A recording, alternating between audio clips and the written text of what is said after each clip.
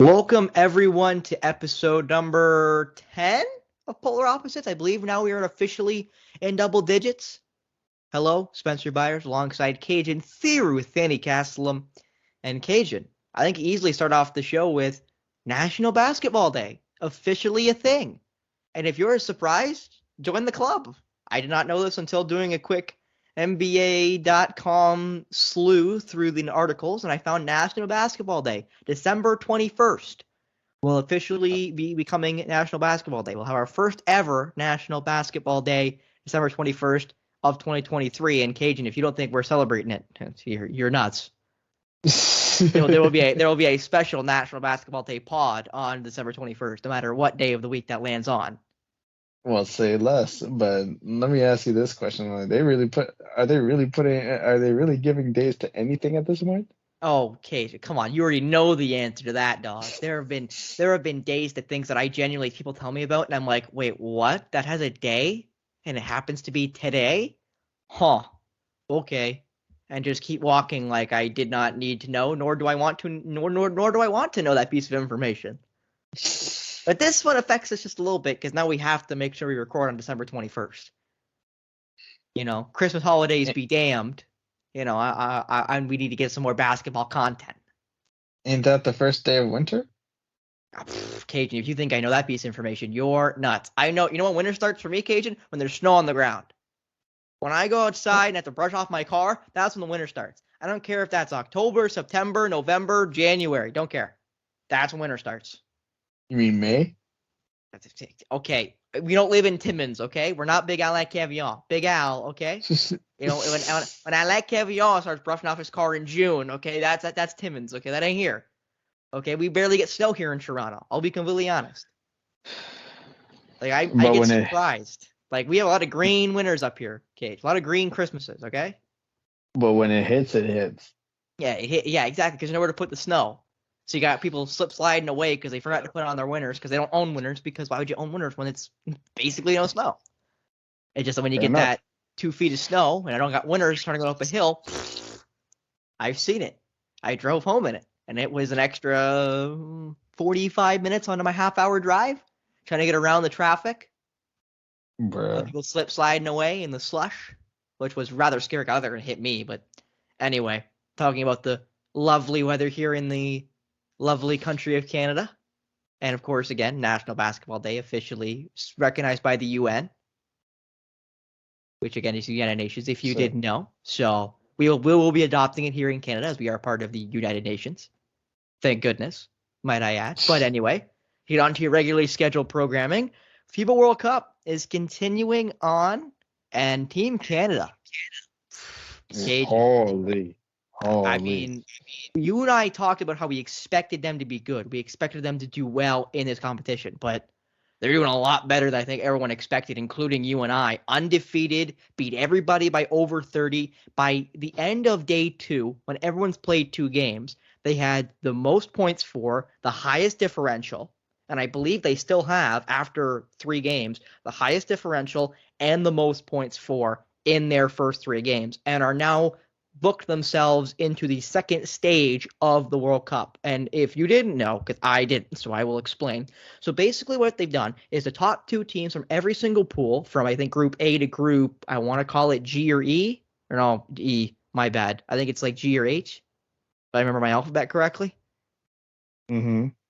And the top 2 seeds from all of those groups will go into new groups. And now there's 3 groups. There is the Canadian group with Brazil, Spain, and Latvia.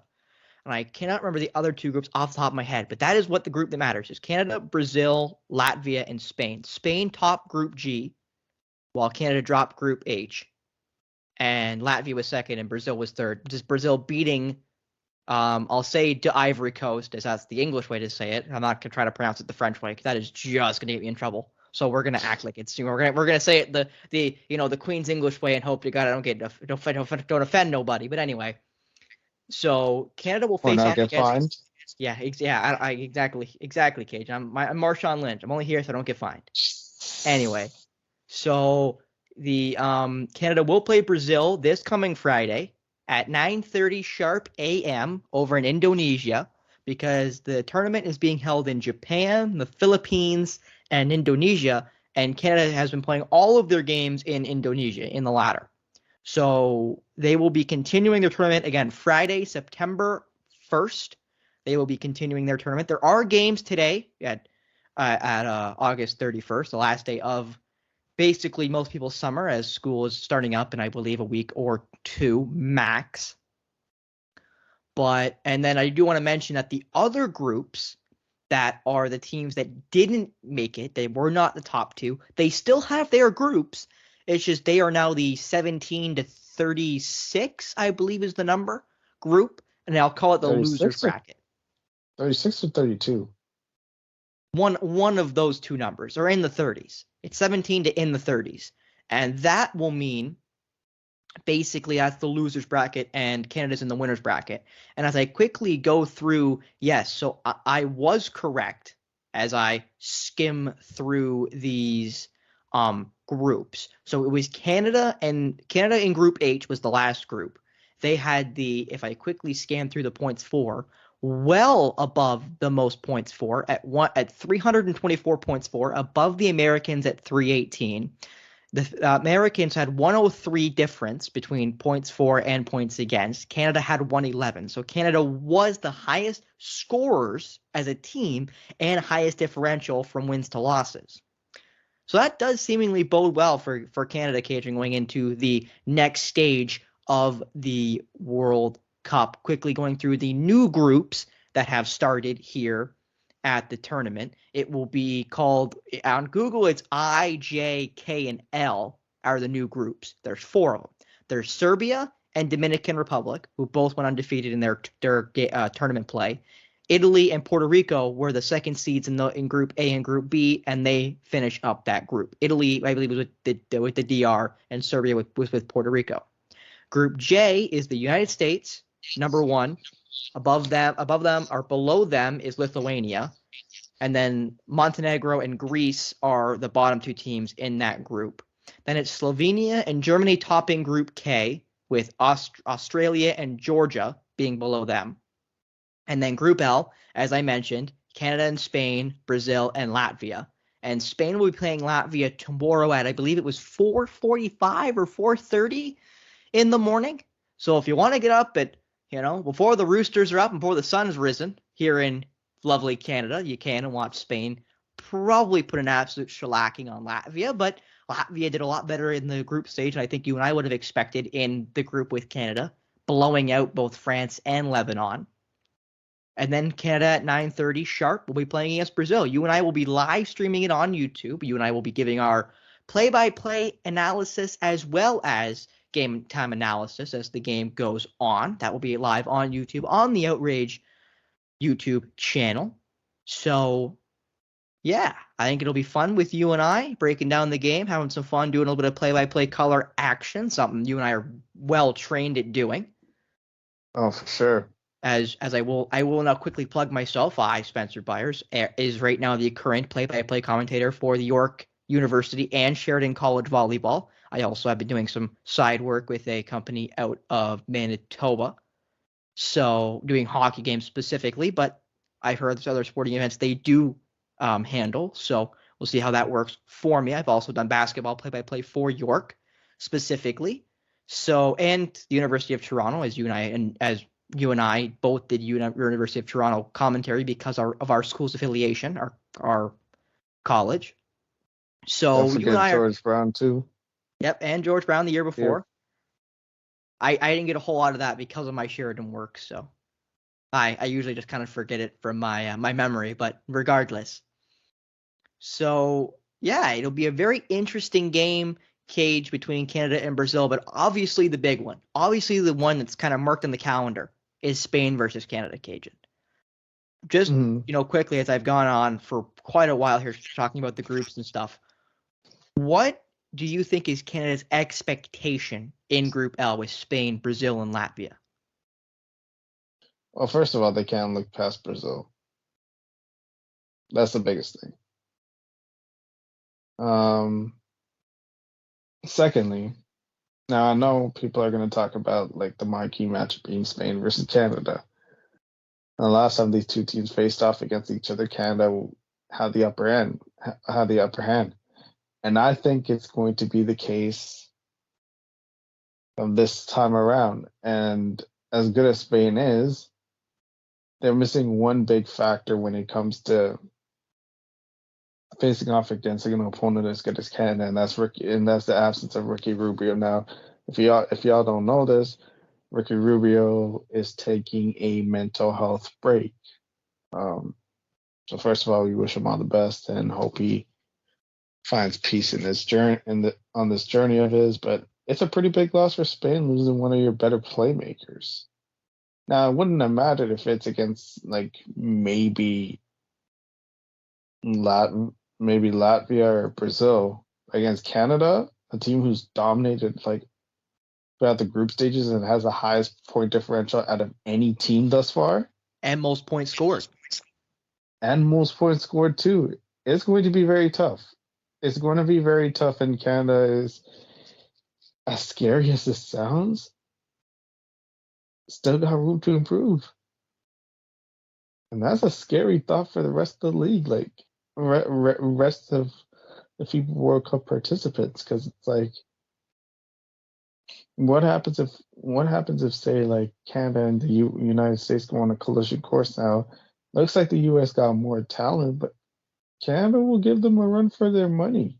Maybe an upset happens too. Like the fact that we're talking about this right now, that this Canadian team is as dominant as they are without even the services of Jamal Murray and Andrew Wiggins, it's scary hours for the rest of the FIBA World Cup participants. Yeah, and I quickly do want to mention here that Canada and Latvia, the two top teams from Group H, only play 2 games. They only play against Brazil and Spain and vice versa. You only play against the teams you haven't played yet in the tournament. So that's even more important for a team like Spain, that they can't mess up against Latvia, because they got to be thinking in the back of their mind, as will Canada will with Brazil, that if you beat that team, you have to play against the other undefeated team in your group on Sunday, September 3rd, as these games are basically every other day until the quarterfinals, which will start on Tuesday, September 5th. So basically in about half a week's time or so. So it gets more and more important, Cage, as the games go on. And again, Spain versus Canada, last game of the second group stage, Sunday, September 5th, September 3rd at 9:30 a.m. in Indonesia. Like, that's a massive game. Not only for the playoff implications, the quarterfinal implications, just because Canada did beat Spain in the warm-up games going into the World Cup. I forgot about that, but you're right. They did beat Spain. Spain are the reigning world champions. Are they reigning, I believe, Gold Cup or World Cup winners, pardon me. So this game is a lot riding on it. Like, it is a game that now both teams can't mess up because they know who they're facing next. It's not a matter of, okay, if we win this game, then we play this team. If we lose this game, we play this team. No. It's locked in. Like, they're guaranteed 9:30 a.m. sharp, Sunday, September 3rd, Spain versus Canada, rematch of the preliminaries before the tournament. Like, that's a massive game. And I just don't know, what's that going to do to both teams going into their lesser ties against Brazil and Latvia respectively. And I mean this for all the teams. Like, looking at the schedule, Cage, it seemingly for all the undefeated teams right now play each other in the latter stages. Like, Serbia plays Dominican Republic at 8 a.m. on Sunday, September 3rd. That's a big game. Both the teams right now are undefeated. Neither of those teams can afford to lose. Slovenia versus Germany, also undefeated tie. Like, that's a big game. The U.S. play Lithuania, who's the other undefeated team in their pool. I feel like, no offense to Lithuania, that's probably the least interesting tie game of those 4 because of how good the U.S. is, how good their roster looks, how good their coaching staff is. But still, like, all the big games are at the end. So you can't mess up the first game, which almost always makes that first game worse for your team because they're overthinking it. They're thinking of events that are not in their control, that are later. And that's the last thing you need. So hopefully Coach Jordi Fernandez, who again took charge of this team, like a month ago, Cade? Maybe 2 months ago? Yeah. 6 weeks ago, something like that? To be able to bring these guys in, I'm trying to think of the word I was trying to gather there. Rein them in. There you go. I was thinking of a horse. Rein them in and be like, hey, guys, we got to get through Brazil first. Once we get through Brazil, then we can think about Spain in 2 days' time. But we got to get through Brazil. Because if they lose to Brazil, then that makes the Spain game even more important. And vice versa, if Spain somehow loses Latvia. Right? So there's so many things that are in play with that game. And with this latter stage of the tournament, that it's going to be really interesting to see how these teams deal with that pressure of knowing who you're going to play later and knowing which game is the bigger game, if you will. So it's going to get really interesting as the tournament goes on here with the top 16, if you will, from Group I to Group L on Google.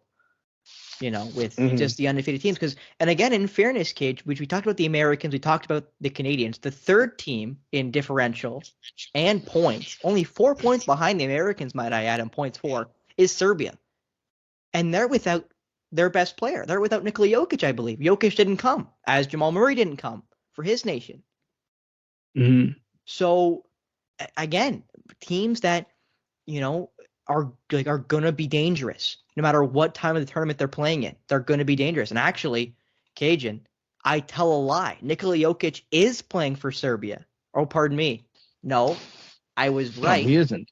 No, he isn't. But here's the thing, Cage. It's not Nikola Jokic. It's Nikola Jovic. Nikola Jovic of the Miami Heat. Add a V, get rid of the K. So that's where my brain got messed up. Because there's Stefan Jovic as well. I assume they're siblings or related in some way. And now again, they have Bogdan Bogdanovic. So they have talent too. Serbia does. They have some really talented players on that team. And then, our favorite, non-Canadian team, Dominican Republic, with your favorite player in the NBA, Karl Anthony Towns, who are also undefeated at the tournament. I'm starting to wonder if that's your favorite play with the amount of times you've mentioned it. Hey, I only mentioned him because I know he's your favorite player, Kate. That's all I do. And then obviously Slovenia with arguably a top 5 player in the NBA in Luka Doncic. You got Germany, who's got Dennis Schroeder, most recent Raptors signing, who's had a great tournament and a great preliminary for Germany.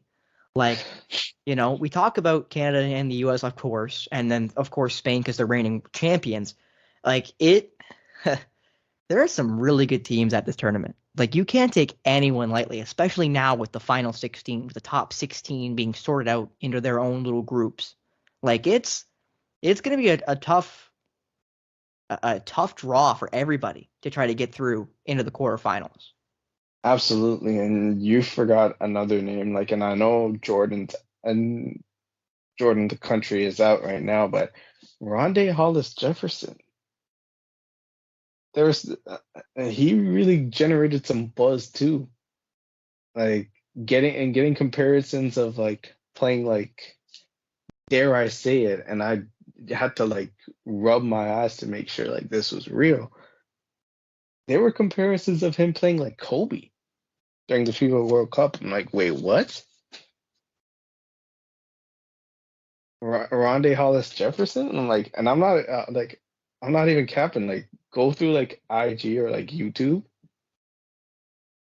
and there were clips. It's when you look closely, I'm resembles a bit of a Kobe playstyle. So I'm there's a lot of good talent, and there's a lot of good talent at this FIBA World Cup. Sum this up, and the way everything's shaped up right now, that first game's going to be key. You can't afford to look past a team like Brazil, but at the same time, you can't overthink it because Brazil's probably going to be playing with house money, given at how Canada's dominated. But what Canada has to do is stay the course, do what they've been doing, And I don't think it'll be an issue like come Brazil. Now Spain, on the other hand, like it's going to be like a tougher test, but I think they got a shot. I think they get it done against both those teams. And again, they need to make the quarterfinals. Like these are games where you almost have to win them. Like you can't really afford to slip up because you don't want to risk your chance of not being able to get to the quarterfinals, right? Like it's worrying when you think about it that way. That like they got to be able to win these games to be able to get to the quarterfinals, to be able to play those games. So it gets really worrying. And actually, here you go, Cage. I have the sorted groups right here. I'm going to try to do a little quicker deduction here while I try to make a quick look. So the top 2 teams from the winners brackets will move on to the quarterfinals. The winner of L, which is the group that Canada is in, Group L, the winner of L will play Group K, the second place team. So that's Germany, Slovenia, Australia, and Georgia. The second place team of Group L will play the top team, which means that if Canada comes second in Group L, they will most likely play Slovenia, you'd expect. And if they win, they'll play against one of the teams who beat them in the preliminary games before the tournament in Germany, who right now is slotted at second. We'll see if they stay second. But regardless of that, like it is, again, slider margins here going into the second group stage and then the quarterfinals, which I think at this point we expect Canada to be there. I think Canada expects to be there, but it's going to be a tough road to be able to get to those quarterfinals against, again, good competition in Brazil and Spain. Well, if there's one thing that we've learned from this World Cup, like when it comes to Canada, is that this team's being slept on. Because think about the group that they had. Heading into it, it was a pretty, I'd say, competitive or difficult group to be in. Looking at the names and looking at the countries that were in, like France and Latvia, you would think Canada would have a challenge on their hands. Fast forward to now, we're talking about them like handling that group with alarming ease. And you gotta give all the credit to Jordi Fernandez because he just came in. Literally just came in. And had to adjust on the fly, and and NBA coaches got to watch out for him too. Like NBA teams got to watch out for him. I'm like, he might he gonna have a head coaching gig really soon. I'm surprised. I'm surprised he like at this point. I'm surprised he hasn't already. Heck of a coach. He's really had Team Canada buy in, and they're more so sharing the rock. Like I believe this was a FIBA record 44 assists against Lebanon. Shai Gilgeous-Alexander looking like he could be like the best player in FIBA, and that's with Luka Doncic in the fold too. For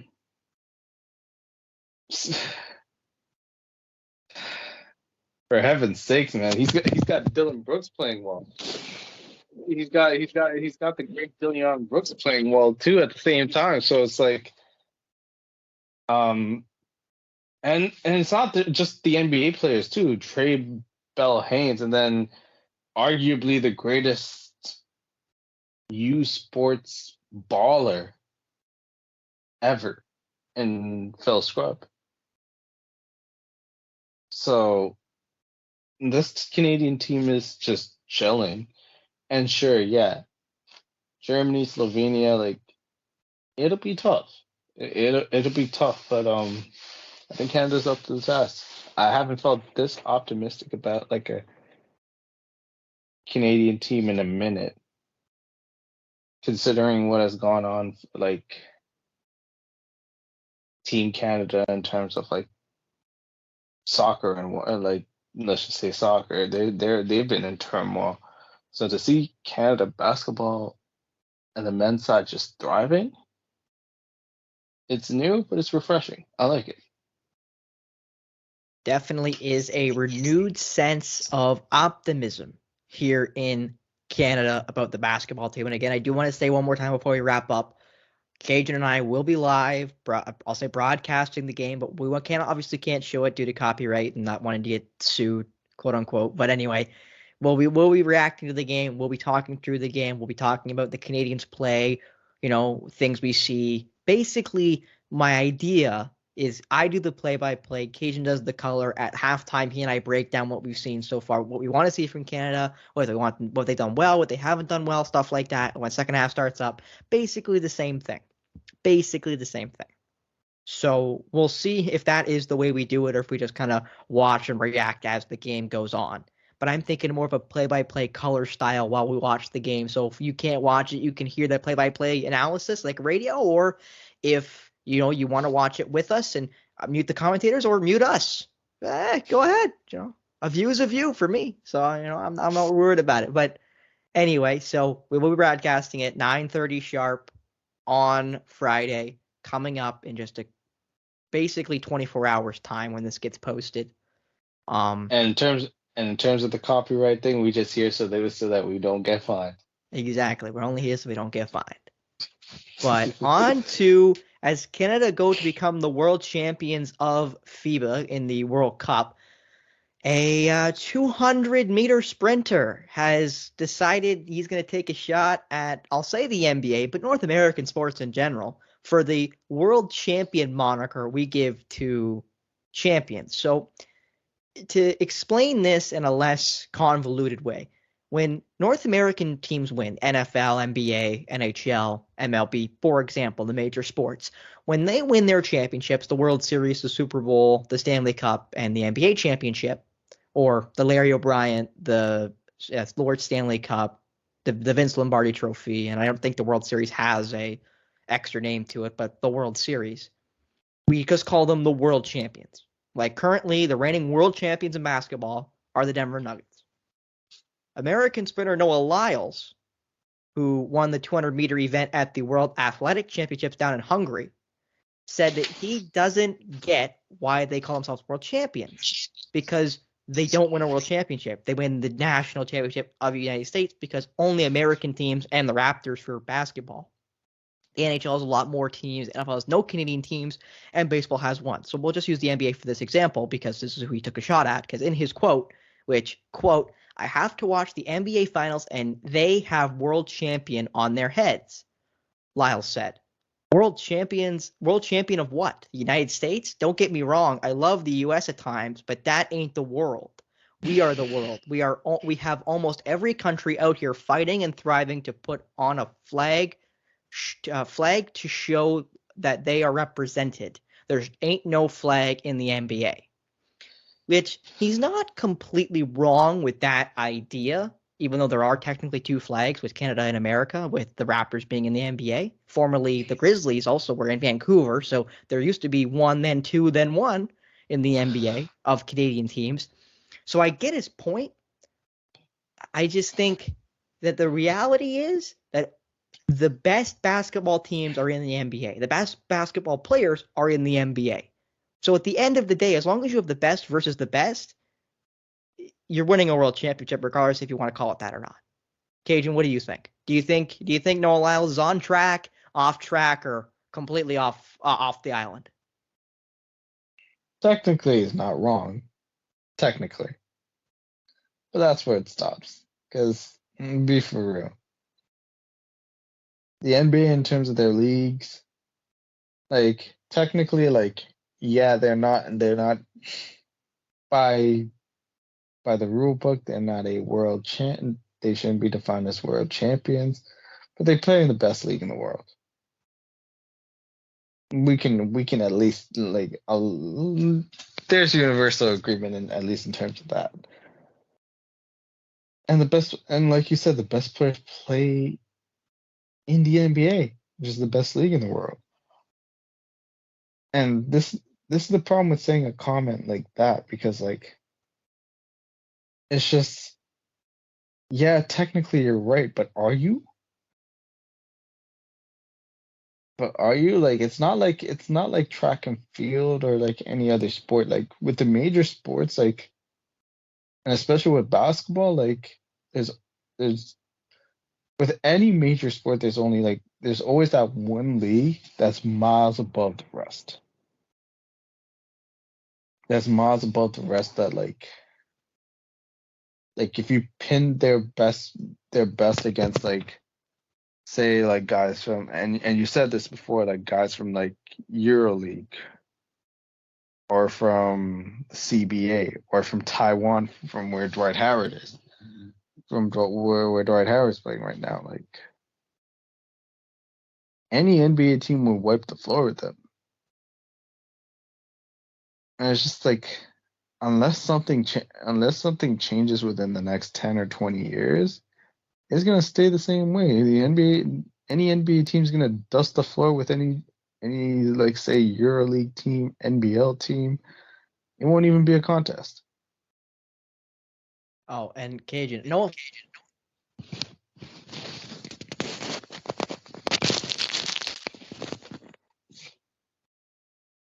as I have myself muted, Cajun, and been talking to myself. I'll say my point that I was saying to myself. That you have been to CBL games. You live in Scarborough. You've been seeing the Scarborough Shooting Stars playing, and I believe they're reigning champions right now of the CBL, winning their first championship. What? Sorry. Scarberia. Yeah. The win. Yeah. Anywho, So no offense, that Scarborough team, but it would not be close if they played the Denver Nuggets. And I mean this in all honesty. Again, the Denver Nuggets reigning NBA champions. The Scarborough Shooting Stars would not be close to the Detroit Pistons, who were the worst team in basketball last year with 17 wins. They would not be close to the San Antonio Spurs before they drafted Victor Wembanyama. They would not be close. Because I think it's the Brian Scalabrine quote when they asked him about, how close would, how, like, when people say, oh, you're trash, I could beat you one-on-one. And he says, I suck compared to NBA players, but I am so much better than you that it's not close. Like, I am closer to LeBron James than you are to me. That's Brian Scalabrine, a guy who averaged Skip Bayless level numbers in the NBA. And I mean, Skip Bayless is in his high school stats of, I think, 1.5 points per game in senior year? I want to say that was the number. Yeah. But anyway. 1.4. Oh, Cajun got the number down. See, he memorized it. Shout out to Jalen Rose on first take for that. Water Pistol Pete Jr. Water Pistol Pete Jr. That's a classic line right there off the original first take with Skip and Stephen A. I've never seen Skip Bayless so pressed over a line. Aside from that, Jalen Rose really had that man stumped. Yeah, he had him. He had him confused and bamboozled.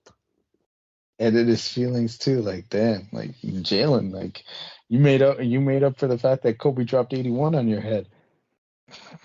No, I still don't think he got over that one, Cage. But anyway, I'll let you believe that as a Raptors fan you are. But no, it's one of those things where you want to argue with them, but you're like, okay, you're right in saying that they're not world champions because it's not a world event, but it doesn't need to be. Like, this is not soccer. This is not, a sport where there's multiple leagues that dominate in different things. That's just not the way the basketball works. That's not the way football works. Not the way hockey works. Like, I think the closest game, if you said NHL team or, major sport team in North America versus major team in Europe, it would be hockey. I think if you put reigning Stanley Cup champions, the Vegas Golden Knights, up against the reigning KHL champions, which is the Continental Hockey League over in Russia, which is the second best hockey league in the world, 1,000%. I think those games would be semi-close. No, I do not think the KHL would actually win a game. And if they did, it'd be like, if it was a 7-game series, it'd be the 4th game. It'd be a gentleman's sweep back here in North America, I would say. I think basketball, I think the EuroLeague champion versus the Nuggets wouldn't be close. Would not be close. Because I think you and I can agree that the EuroLeague is probably the second best league there is in basketball. Football, there is not a comparative league. The NFL is the only dog. It's not the top dog. It's the only dog at the shelter. So, The NFL, they are the world champions. There's not another football team on earth. No offense to CFL, different rules, different size ball, different field. Like you can't even really call it the same game. Like that's like saying, the best Aussie rules football team's gonna play against the reigning NFL champions, the Super Bowl champions. Like, come on. Like, what a joke. So, an MLB, if you want to put them up against a KBO team over in Korea or an MPB team in Japan, maybe. Like, if you really wanna. But like, I really don't think those games are going to be close. Like they're not going to be close. And Honestly, I think we show it usually at events like this, where the Americans normally, when they send a half decent team like they have this year, they absolutely wipe the floor with the European competition. Because the European teams have 1, 2, 3 good players. The Americans have 8, 10, 12. And let's be honest here, Cage. And we haven't talked about this a whole lot with the American team at the World Cup. There are some really good players on that American team, but they could send a whole other 12 or 15 man roster that's better than what's there. Like off the top of my head, I can name a better American roster to go to the World Cup right now that did not play in the NBA Finals. One that involves LeBron, KD. LeBron, KD, Lillard, Anthony Davis. Just to name a few. Baby. Chris Middleton would probably be on that team. Jason Tatum would be on that team. Jaylen Brown would be on that team, I'd say. Like, there are so many players in the NBA. I think Kyrie Irving is Aussie? Technically, he was born in Australia. Technically Aussie. Trae Young. But I think he could play for the Americans. I think he has citizenship by now. He probably does. But anyway, like there are so many great Americans that do not go to these events anymore. Steph Curry, how could we forget Steph Curry? And no offense, Klay Thompson, who probably would make that team with Steve Kerr being the head coach. Like there are so many players. Like, and if John Morant wasn't an idiot and stopped flashing guns on Instagram Live, he'd probably be there with Triple J, Jaren Jackson Jr., his teammate, who might honestly, if you sent the best 15 Americans, might be on the team. I love Jaren Jackson Jr. I think the world of him. But I don't know if he would make that 15-man roster to go to the World Cup if they sent the best players. He'd be right on the fringe for me. He'd be right on the fringe for me, I think, of the big men. Because I'm not sure, other than Anthony Davis, I'm not sure how many actual top big men the Americans actually have, though, just off the top of my head. Because right now, the two best centers in the world are African descent, Joel Embiid, and Serb Nikola Jokic. But, James Harden would go for the Americans. How can we forget James Harden? Would Russell Westbrook have a right to that team? Probably not, with how well he's played recently. Tyrese Halliburton, I believe Halliburton's there. He probably would have made the team if they sent the best Americans. Like, there are guys, Spinda. How could Donovan Mitchell not make a team like that? And, I know I keep going. It's because I keep thinking of guys I haven't said yet. That's like, I can't not say this guy because of how good he is. I think Mitchell was there in 2019.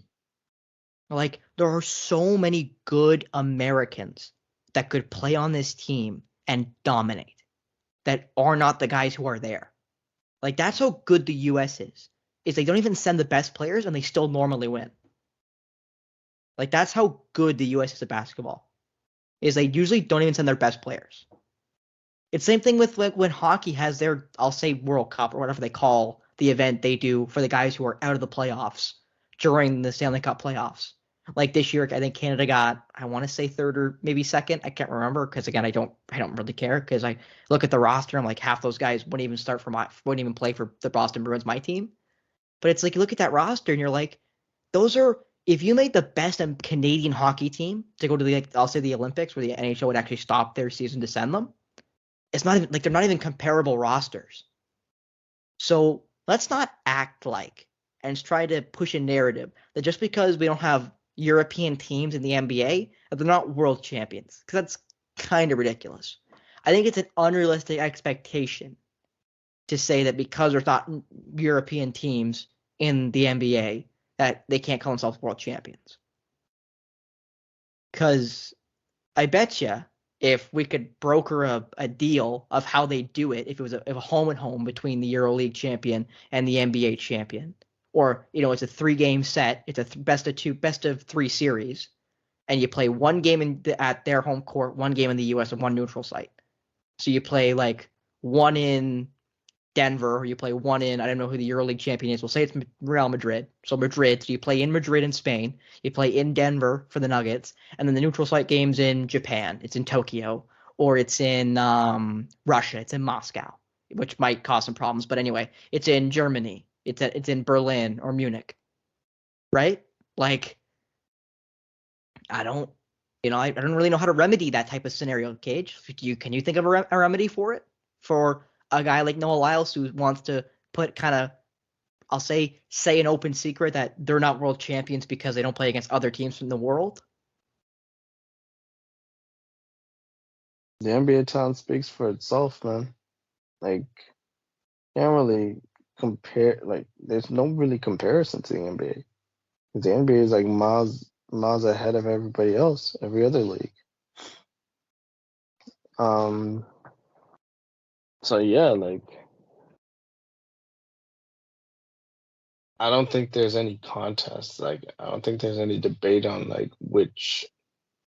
Like, yeah, technically you aren't world champions, but in a way you are world champions. That's what I took away from all this. So I guess my final comments to Noah Lyles, who definitely will not listen to this: kick rocks. Like, what's the point? Well, why are you saying something that we all know, but like,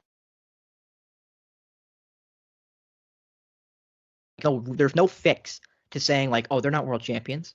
Okay, well, how do they become world champions? Do they play the best EuroLeague team?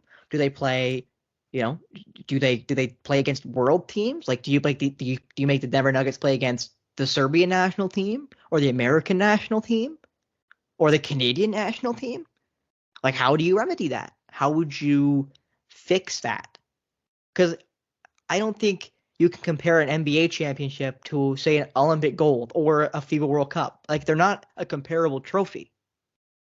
So I just don't really know why Lyle, who's a single athlete sport like track, where unless you're doing a 4x1, meaning a 4-person 100-meter dash.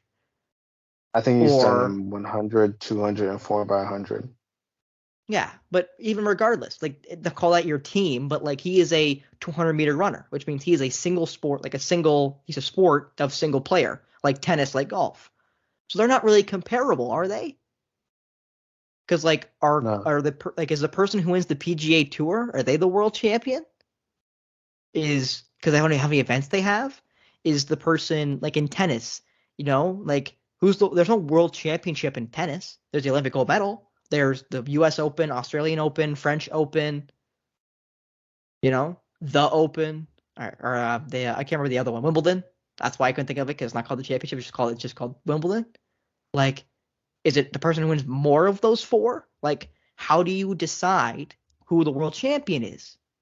I know they do it by point rankings in like reality, but like by trophy, how do you decide that? Is it whoever wins the most championships?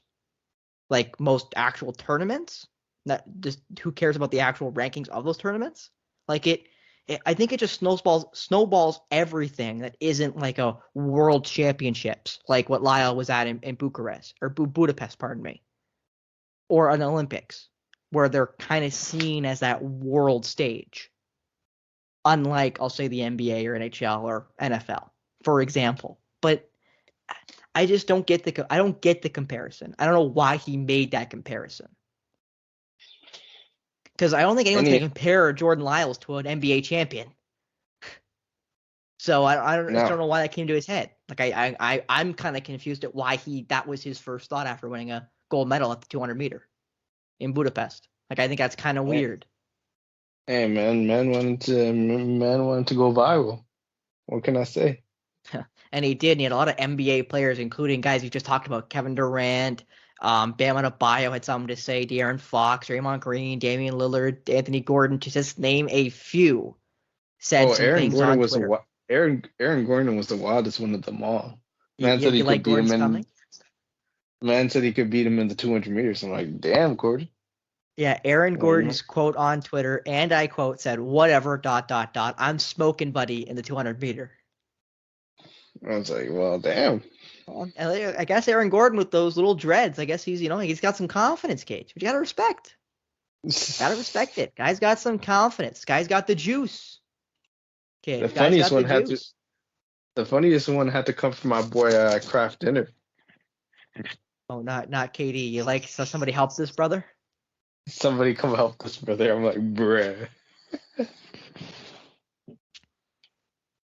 So I just, again, I'll say I just don't know how to remedy that particular gripe by Noah Lyles, and even if I did have a way of fixing it, I'm not sure I'd want to. Because why would be the point of sending an American team to go play against the EuroLeague champion? That just doesn't make a whole lot of sense to me. So I'm gonna use a quote of I don't even, throw the hands up. I don't even, and just kind of call it a day with a kind of up arms up in the air like I don't know. Because again, I just think it's stupid. I guess is the way I'll put it. I think it's kind of stupid and lazy. It's a bro moment. Yeah, exactly. It's just kind of like, seriously, that's the hill you're gonna die on today. That's the hill. That's the hill you've chosen. The NBA champions are world champions because there's not other flags in it. Well, technically there is, but only one other, not 9 other or whatever. But regardless, before we continue to beat the dead horse of Noah Lyles and his, I'll say ignorant comments, but more just like blinder comments of trying to big up yourself that you're a world champion while bringing down a team sport champion. But anyway, now on to a retirement. Well, and I'll say retirement, but I'd say forced retirement, as NBA referee Eric Lewis has retired effective immediately, is the wording, after a league investigation. Yeah, quote unquote, effective immediately, in the wake of a league investigation that he was using a then Twitter, of course now it's called the X, or just X. It was a then Twitter account to defend himself and other officials online. Basically, again, layman's terms, he was using a burner account, just like your boy Kraft or Kevin Durant, to defend himself and other officials, which violates league policy.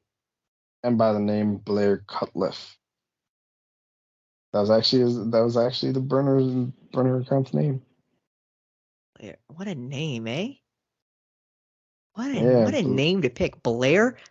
You couldn't have picked a whiter name. And I will say, just for example, Eric Lewis was a black official, but Blair Cutliff, that sounds like such a white name. Like, that is a guy I literally met in Vancouver. Like, that's who that is.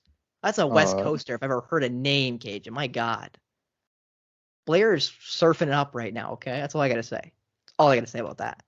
But, yeah, at 52 years young and doing 4 NBA finals in his career, was not chosen for this year's finals because, obviously, of the investigation. But, yeah, he violated the league policy by commenting on officiating without authorization from the league. But I do have to be honest here, Cajun, and I'm not saying he's right, because I don't think he's right, because I don't think he should have tried to go at people on Twitter, because there's just no point. Like, Twitter is really just a cesspool now. It has been, and it's just getting worse now. It's just a cesspool of negativity. Whatever. Insert social media here. It's just Twitter/X is the worst for it, of being just a cesspool of negativity and bringing people down and being somewhere that, I'll be honest, I don't want to be. I have a X account. I don't use it. I don't post on it. I barely look at it because I despise formerly Twitter. I thought it was stupid, and I thought it was just one of the worst social medias we've created, and it's only gotten worse.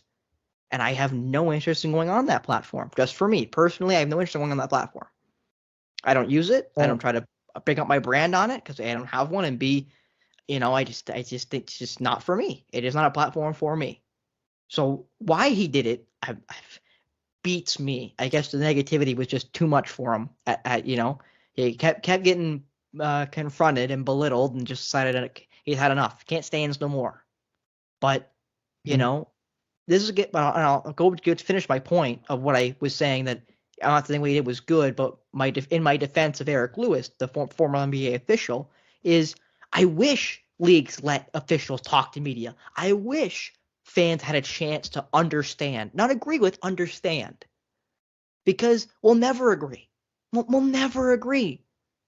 Like, Cage, I've never read the NBA rulebook. I've never read the basketball rulebook. I'll be honest. I've had a chance to. I never have. I've read very small pieces, very small, like paragraph pieces of the NHL, of the hockey / I'll say Ontario / Canadian version of the ref rulebook, because Alain of the Outrage, Big Al, gave me his book while he and I were talking after one of the games he officiated and I commentated.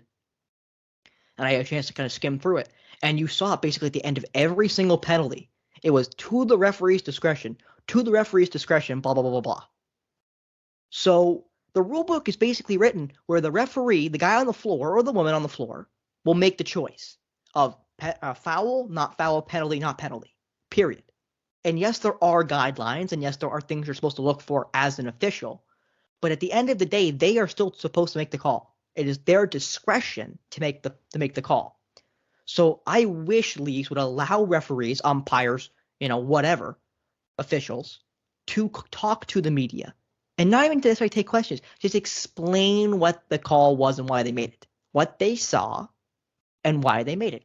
Because if they're wrong, then they, no offense, should be okay saying, hey, I made that mistake. I took a second look at it in the dressing room and I was wrong. That's my bad. Or I rewatched it and you know what? I was right. This happened in this rule under this guideline. This was violated. That's why it was a penalty or a foul.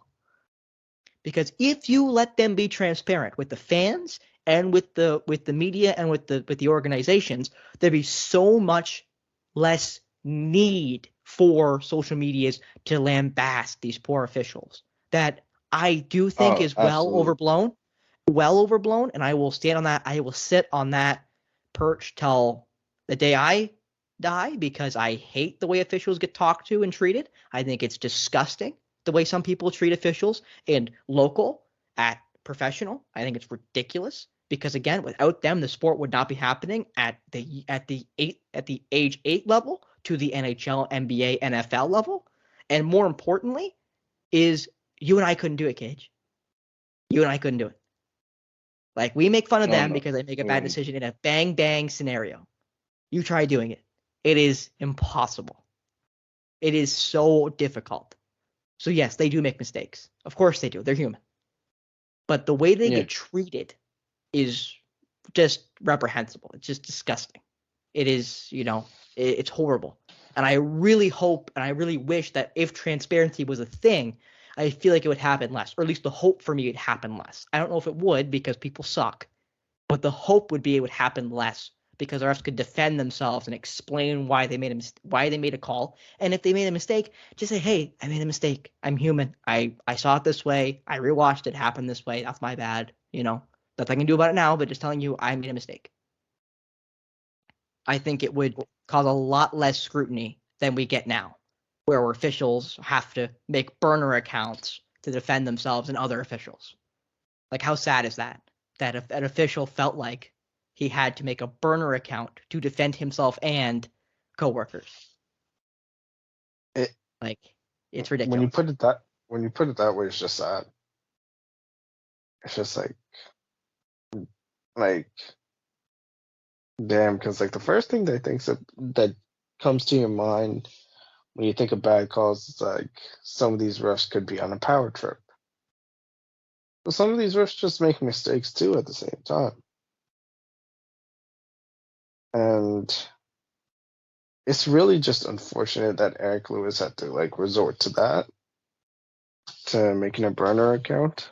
But there's only so much you can do. And didn't help that he was a key part of didn't help in terms of social media that he was a key part in and I think you remember this, the non-call on LeBron against your Celtics. It's literally just unfortunate the fact that Eric Lewis had to resort to that. Now the incident that I was referring to was LeBron James driving to the basket. When you looked at the replay, he clearly got hacked by Tatum, which should have resulted in 2 free throws, but the call was not made. Obviously, people saw the way James reacted to that call went viral. It also involved Patrick Beverley showing a camera to Eric Lewis, who then promptly teased him up, and they both sort of spoke up about it, like during the time that also surfaced. Like LeBron's like, no way this is just true.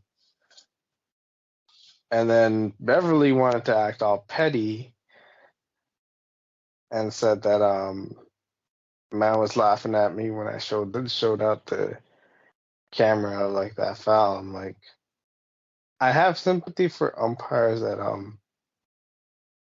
just have a lot on their plates. But if you are already on a power trip, I'm like, yo, come on. Like, it's just unfortunate all around, and it's just unfortunate a ref with as much experience as him and did some good, like, was actually a decent NBA ref too. It's just such a shame that like he had to resort to using social media to try to defend like the guys that he works with. Mind you, he's out of a job right now, and yet Scott Foster's still employed. So there's that, but it's just sad to see all around. Like, social media has really gotten people to, for better or for worse,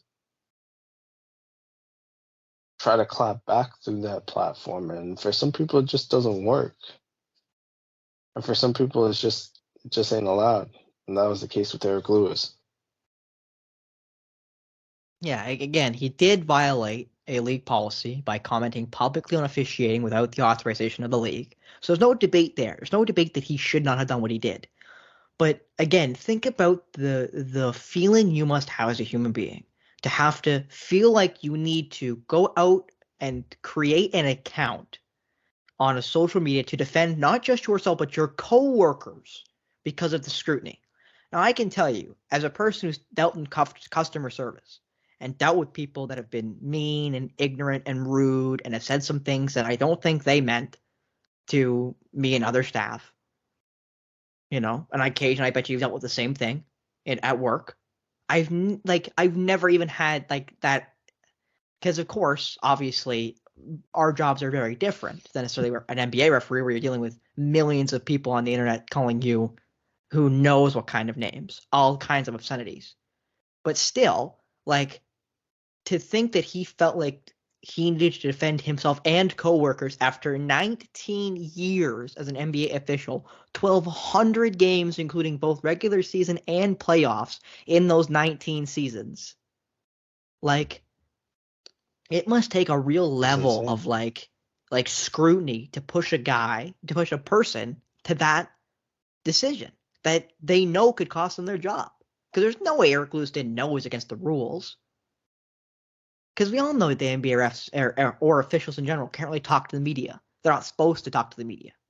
They're not supposed to defend their stance. They're just supposed to act like the scrutiny isn't happening, which I don't like, but is what the major leagues do. They just say act like it's not happening instead of defend your decision, explain why you made your call. But it's just so, I'll say, sad for that particular stance that this 52-year-old referee decided to make a burner account because of the level of scrutiny he and other officials are facing. Like, it's just sad to think about. And a decent NBA ref at that too. Yeah, it's not like, and I'm going to use a different reference here because of MLB, of course. Angel Hernandez. And I think even people who don't I watch was baseball was have heard of Angel Hernandez. And everyone has seen, because Angel Hernandez, for I think the most recent famous incident, it was, I believe, Padres versus Phillies. So San Diego Padres versus Philadelphia Phillies, 1-1 game, bottom of the ninth. I think bases juiced. Kyle Schwarber's at the plate. I want to say 3-2 count, but like 2-strike count. Ball is so far off the plate. It's probably a foot off the plate. I think it's 3-2 because I remember Schwarber throwing his helmet to go to the first base, and Hernandez rings him up and ends the inning to send him to extras.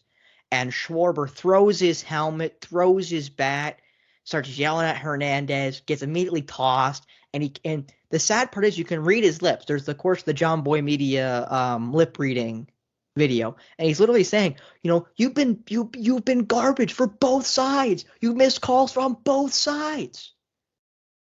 Like, he wasn't just arguing for the Phillies. He was saying, you sucked for the Padres, too.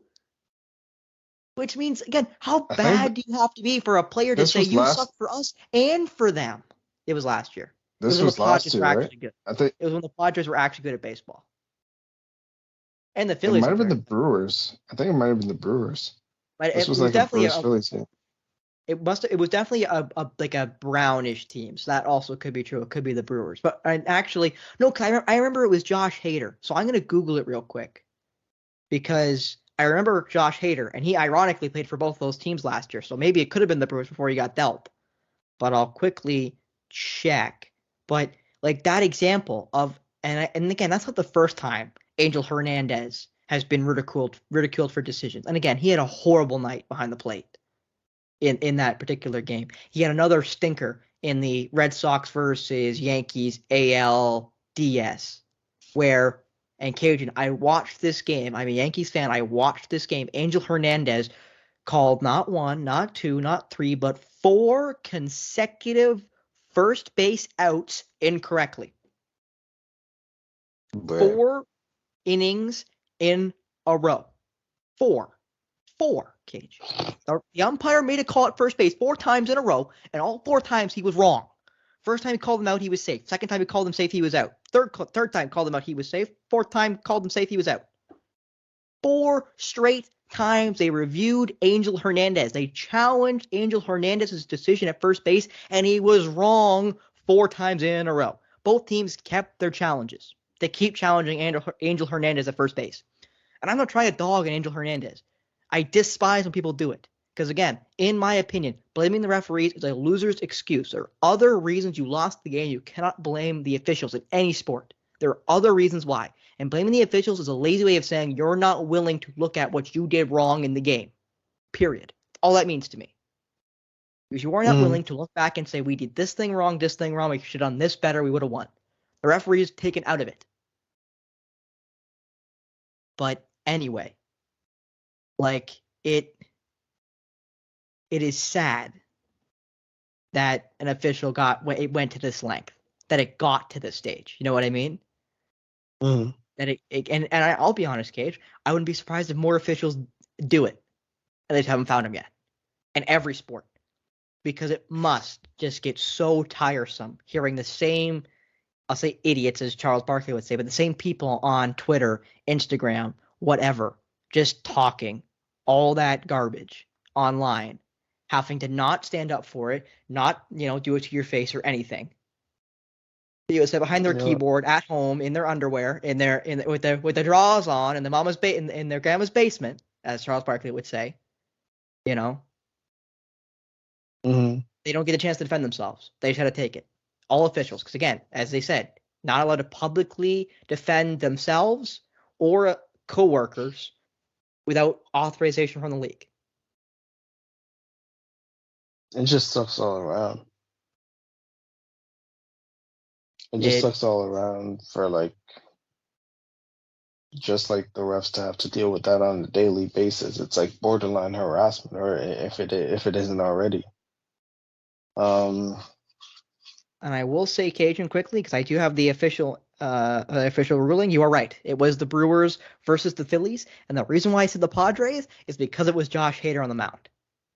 Because it was Josh Hader before he was traded to the Padres from the Brewers, I thought it was San Diego. No, you're right. It was Milwaukee Brewers versus the Philadelphia Phillies. And that was, bro, like when you look at the camera, turn back, like holy, that did not look pretty. That did not look pretty at all. No, it was a rough officiate. It was a rough day in the office for Angel Hernandez behind the plate. It was a rough day for Angel Hernandez. What day isn't at this point for him? Yeah, Angel Hernandez has really become the meme of the MLB world for umpires. He has had some, as again I mentioned with the ALDS when he, got the four straight first base calls. Well, man had the nerve to file a racial discrimination lawsuit like during that time too. I think that's where I considered him a bigger clown out of all that. Like, and I know like one, it's not really ideal talking bad about the rest. I'm like, bro, you've been looks like this man's been living under a rock for years. Because it's just like, well, I mean, if you believe it, Cage, you believe it. I don't know how else to say that. If you believe it, you believe it, I guess. yeah, I'm like, filing a racial discrimination lawsuit is one thing. Like if you're doing your job, but I'm like, if you're not good at it, that's like a bruh moment. Like, just like with Noah Lyles, bruh. Well, yeah, no, Angel Hernandez, and I will just quickly elaborate on that suit. Angel Hernandez sued the MLB for racial discrimination because he was not given playoff games and World Series games the prior couple seasons, and they went to an arbitrator, a judge, and the MLB's defense was, you suck, you are so bad that we do not feel confident in your ability to put you in those type of games, so we do not put you in those games. That was the defense. The defense was basically, you suck. And the MLB won, of course. So, how sad is that? How sad is it that you take your employer to court and they just say you suck and you lose? Like, that cannot be a nice feeling, Cajun. Of all the feelings, you could feel, that cannot be a positive one. Oh, most definitely you can't. Like, but I will say this: the refs go through a lot. Refs and officials go through a lot, and like, it's a fine line because like you also got to be transparent with the fans and like the media about like how the officiating was, but at the same time, like it's a tough position to be in. So like, oh, no doubt about that, Cajun. I feel that. Well, as I quickly try to finish up the Scrabble board quickly, I will finish up before we hit the Scrabble board with this. We've talked about Bronny James a couple of times on the show. If you did not hear or haven't missed the past couple episodes, LeBron James' son, Bronny James, current USC Trojan, University of Southern California Trojan, he had a cardiac arrest. At USC during a scrimmage going into his first NCAA season with USC. He was taken to hospital. Obviously, he was fine. We mentioned that a couple of episodes ago. He was fine after the event, but obviously he's not been playing basketball and is now with his family back in California, where the James family lives, of course, with him playing for the Lakers. And the reasoning why is because of a congenital heart defect. It is why he had his most recent cardiac arrest, was because of a heart defect. But it is believed, but it is believed that he will make a full recovery and that he will be fine. And we don't know if that. Go ahead. Well, first of all, it's great that he's on the way to making a full recovery, but it's just heartbreaking for like, and I've said this before, but it's just heartbreaking for like a kid just to be dealing with this, like, especially when you're starting uni or like uni basketball, college basketball. Like, it just sucks. Like, none of y'all deserve it. Like,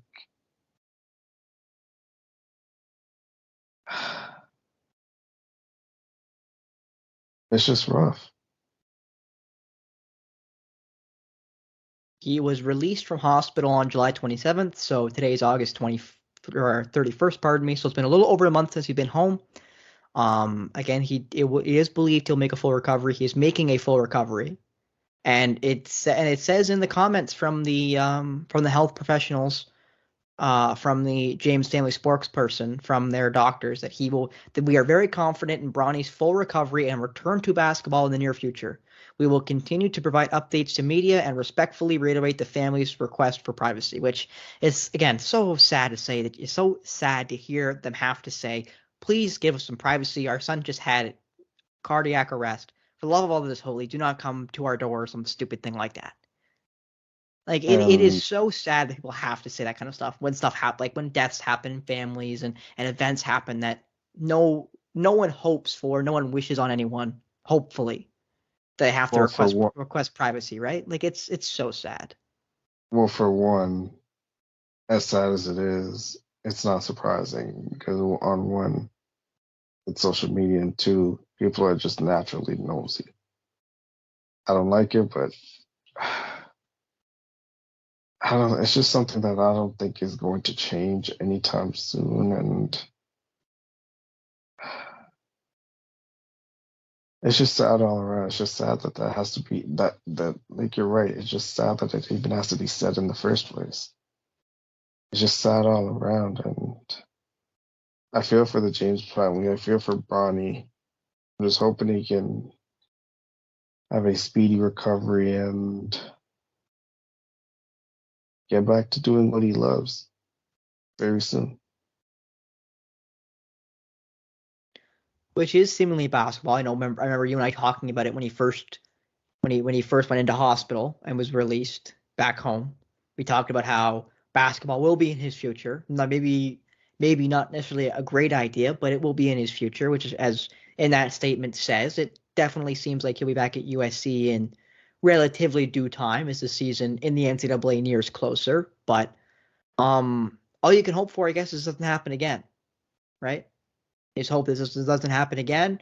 I'll say, for example, there's lots of hockey players who have dealt with this and have never had it happen again, thank goodness, and played after having a cardiac arrest on the bench. I think the most recent NBA or basketball would be Keontae Johnson, formerly of Florida. He had I believe, cardiac arrest playing for Florida. Spent 3 years off at Florida and just played his senior season last year with Kansas State, making the Sweet 16 with the Wildcats, and then being drafted in the most recent NBA draft in the second round. And I can't remember exactly who got Keontae Johnson off the top of my head, but he was a draft pick in the most recent NBA draft. Is the most recent memory to me, Cage. Maybe you could think of somebody more pressing that had something like this happen to them. But that's the name for me that comes to mind. But anyway, hopefully Bronny, again, speedy recovery and gets back to doing stuff that he enjoys. If that's basketball, then I guess that's basketball. If it's, the piano, which is what he was playing when the family posted the video after he was released from the hospital, he was playing the piano. So hopefully that is the way this goes, and that he is A-okay, which is seemingly where we're on track for. And that's all you can hope for at this point. Definitely all you can hope for. And now the thing you've been hoping for, Cajun, the Scrabble board is here. I got 2 names for you, Cajun. Are you ready? And again, for those of you who don't know, the Scrabble board is a running joke between myself and my co-host Cajun. When we were in college, when we used to do our radio shows, if he was ever in my group of doing our radio show, I'd have to point him out, like I'm 6'9" in the courtroom, and have to say, here with my favorite Scrabble board name, Cajun Thiru Thanicastlum. And it has been continuing on ever since. Because I thought it was funny, and Cajun thought it was funny, and you usually got to laugh at everybody when I said it. So I just kept it going. So, Cajun, are you ready? Cajun? There we go. I knew you were muted. I was muted. Yes, I am. All right. So, the first name is hyphenated. I might give it away, but it's hyphenated. Okay. Okay. LSOLHI. Wait. LSO LHI. LHI. Okay. LHI. Hyphen. Oh, Rondé Hollis Jefferson. And it would be Rondé Hollis Jefferson, the most recent star of the FIBA World Cup. You ironically mentioned him while I was figuring out if I was going to put him in the Scrabble board. And since you mentioned him, I had to I put in Rondé Hollis Jefferson, the most recent star, with his amazing performances for Jordan. He averaged 31.5 points in the first two games for Jordan, only had 20 in their loss to the Americans in the last day of the original group stage. But maybe he's playing himself into an NBA contract, Cage, because Rondé Hollis Jefferson, former first-round pick in 2015, you know, I keep talking about how the World Cup is kind of a interesting event because of the way teams are made up. But if you dominate, maybe an NBA team might come sniffing around. Give him a PTO. Give him a 10-day contract. Figure out what they have. Honestly, it just comes like 10-day contract wise. Like he's really reinvigorated himself, like and remade himself on the offensive end. Like, 'cause, like some of those moves that I saw were downright scary. It looked like Kobe. Rest in peace to Kobe, but it looked like Kobe possessed him at times. I'm like, wait a second. Not sure if Rondé Hollis Jefferson or Kobe Bryant. Like it was just like that. Like it was just like that eerily similar in terms of their games during the FIBA World Cup. I'm like, damn. And number two, again, I only have two names this week. Again, very, very slow news week. I'll probably have more names next week after we do our live stream of the Canadians versus Brazil. And I do want to mention this, Cage, and we will talk about it because the next game is on a Sunday at 9:30. But I'm hoping Cage and I can do every single Canadian game live streamed on the Outrage YouTube channel from here on out. So the next two games between Spain and Brazil, and then if they make the quarters, and as far as the Canadian team goes, if they only get through this stage, then I guess we do two games. But if they make it all the way to the final, then we're doing a whole lot of games, Cage.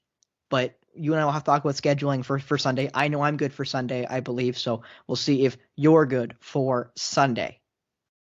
For now, yes. Yeah, exactly. But always things seemingly get in the way, so we will decide that. But again, at this point, we will be live Friday on the Outrage YouTube channel, which is just called the Outrage. You can find us, got our logo and everything, got all the pods up on YouTube. If you can't listen to them here on Spotify or Apple or whatever streaming service you prefer to use, I usually use Spotify myself.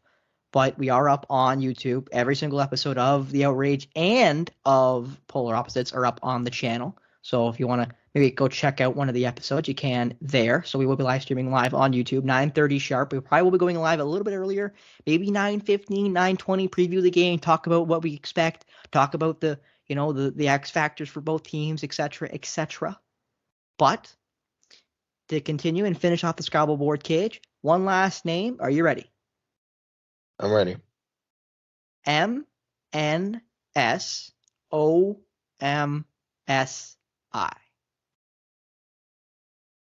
Bennifer Simmons? It would be our favorite Aussie, Ben Simmons. And the reason why Ben Simmons, the chronically injured Ben Simmons, is on the Scrabble board this week is, as I said, I usually go around the NBA website and just kind of talk about, and grab the top articles, get a name, and I throw them into the document. Rondé Hollis Jefferson obviously playing great for Jordan. He gets into the list. The reason why Ben Simmons does is because Ben Simmons said he plans to come back and dominate with the Brooklyn Nets after he comes back from his injury. So it sounds like Ben Simmons is finally going to come back to play basketball after feels like forever on the injured reserve list. And he's now feeling 100%. And he's going to come back. For me to come back and dominate, people will be great. Is another quote of Ben Simmons. So he expects to be at a top top level when he comes back from this long hiatus. Do you see it, Cage? What do you think of Ben Simmons' confidence in himself? I like the confidence, but he's in proven mode. He's in proven mode, and like he's lost a lot of goodwill, especially like the way his Philly tenure ended and the way like his Brooklyn tenure has gone off, like has started off. So you got to prove it to everyone that he's willing to work things out, especially like with a completely different Brooklyn Nets lineup. Like he's gonna be playing a more prominent role now with that team, rather than say last season when KD and Kyrie were on the team. So like it's gonna be very interesting to see. I like the confidence, but man, gotta prove it. And another thing I want to mention here, Cage, it's really interesting from this article about Ben Simmons and his return to Brooklyn, finally being able to come back and play at allegedly 100% and playing at point guard. You say he's going to play point guard. That's who he is. That he said he might go back to Philly. And what do I mean by that? He said, and I quote, "I'll always have love for Philly. People always ask me, like, if you were to get traded again, where would you want to be? I always say just Philly. Philly is my second. Philly is a second home to me, and in time, you learn and grow as people. I don't really have anything bad to say about Philly. It was a crazy situation at the end, but it is what it is." So not only did he say how much he loves living in Brooklyn and wants to be a Brooklyn Net, and that he expects to be back to a dominant level, that he'd be okay going back to Philly.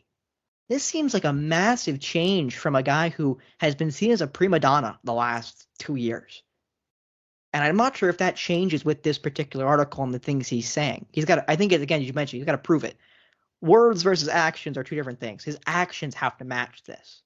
His actions need to continue this for people to start believing him. But if this is true, and even if he comes back at a good level, a very good level even, and doesn't say some dumb things to the media and doesn't do some prima donna things, maybe he can change that narrative. Maybe he's going to be able to fix that persona. But right now, he's really in that like prima donna bracket because of the exit from Philly, the basically year off in Brooklyn last year, how much money he's making, the demands and the awkwardness about his injuries and stuff. Like it's going to be really interesting to see how Ben Simmons tries to change that narrative that has been building for the last 2 years.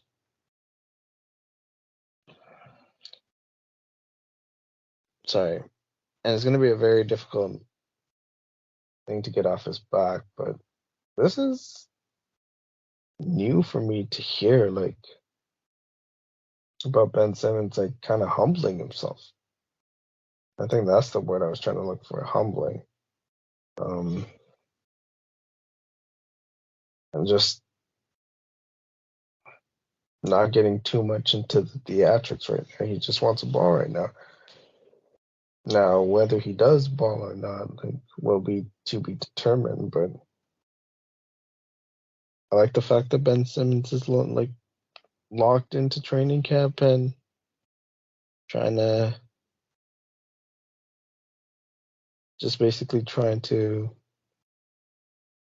earn some goodwill back and be a good NBA player again. So I wish him the best. We always wish people the best here on this show, and Ben Simmons is included, even with him being a prima donna formerly, it looks like. But we'll see again if Ben Simmons can get back to that All-NBA defense, All-NBA player he used to be, as what I'll say, before the injuries recently. But we'll see if Ben Simmons can be a superstar on the Brooklyn Nets and see how far he can pull that team with Mikal Bridges and Cameron Johnson, formerly from some of the trade pieces they got for Kyrie and KD when they were traded to their respective teams in Phoenix and Dallas.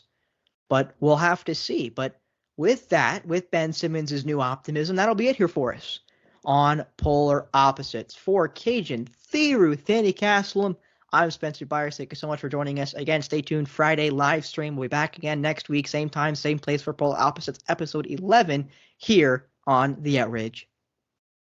No, wait, not same place, same time, 9:30 a.m. Well, that's just Friday. I meant like next episode will be next same place, Fair same enough. time. Fair Here enough. on The Outrage. Peace.